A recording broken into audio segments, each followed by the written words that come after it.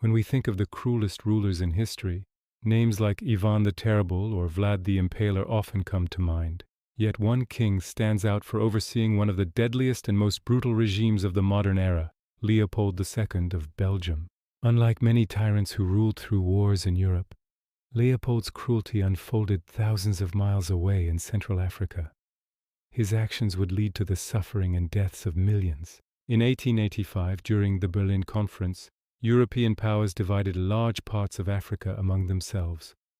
Leopold secured a vast territory in Central Africa, not for Belgium as a nation, but as his personal possession called the Congo Free State. The name sounded humanitarian and progressive. In reality, it became one of the most exploitative colonial regimes in history. Leopold never even set foot in the Congo. Still, he exercised absolute control and focused on one main objective: extracting wealth, especially ivory and rubber. At the end of the 19th century, rubber became incredibly valuable due to industrialization. The invention of inflatable tires and growing global demand turned rubber into what some called red rubber, stained by blood. To maximize profits, Leopold created a forced labor system enforced by a brutal colonial army known as the Force Publique. Villages were ordered to meet strict rubber quotas. If the quotas were not met, punishments were severe and often horrific. Soldiers burned villages, took women and children hostage, and carried out widespread violence. One of the most infamous practices was the cutting off of hands. Soldiers were required to provide severed hands as proof that they had not wasted ammunition and had punished those who resisted.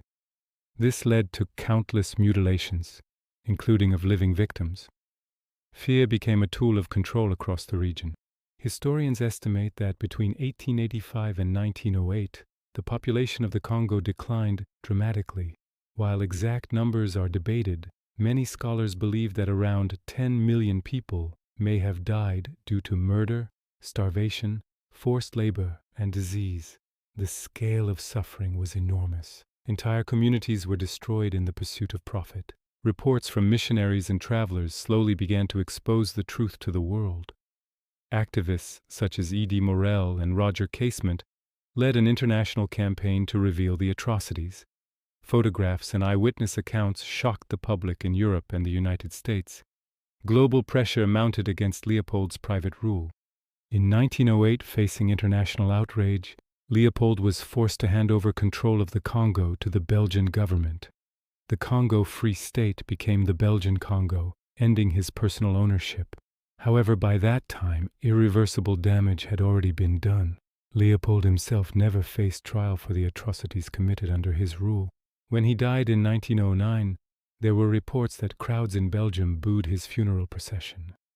Despite the immense wealth he had extracted, his reputation was permanently stained by the suffering of millions. Today, historians widely regard Leopold II as one of the most brutal colonial rulers in modern history. His reign over the Congo remains a powerful reminder of how unchecked power, greed, and dehumanization can lead to catastrophe on a massive scale. Don't forget to subscribe.